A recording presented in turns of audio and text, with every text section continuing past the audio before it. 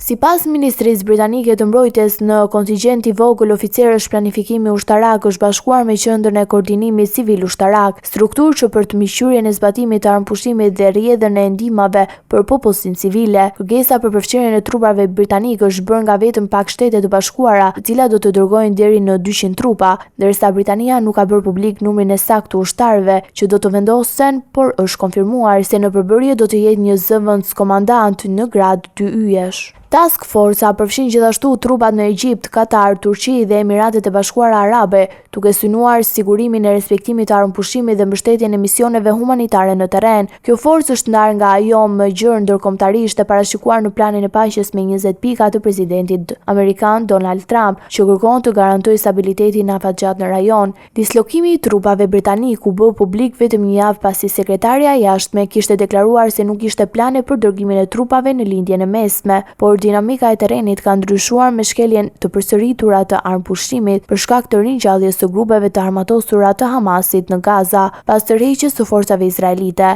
Sipas raportimeve, kjo periudhë është shoqëruar me një fushat të përgjakshme hakmarrjeje dhe i kundërshtarëve të brendshëm të Hamasit, që ka përfshirë edhe një ekzekutim masiv publik. Të dielën u raportuan sulme ndaj trupave izraelite të vendosura pas vijës së Verdh, ku mbetën të vrarë 2 ushtarë izraeli duke rrezikuar seriozisht qëndrueshmërinë e armëpushimit. Hamas ka mohuar çdo përfshirje në këtë incident. Ndërkohë, zëvendës presidenti amerikan JD Vance gjatë një vizite në Izrael u shpreh se Washingtoni nuk do të vendosë afat për çarmatosjen e Hamasit, duke i bërë thirrje kryeministrit izraelit Benjamin Netanyahu dhe udhëheqësve të rajonit të tregojnë fleksibilitet në kërkimin e paqes.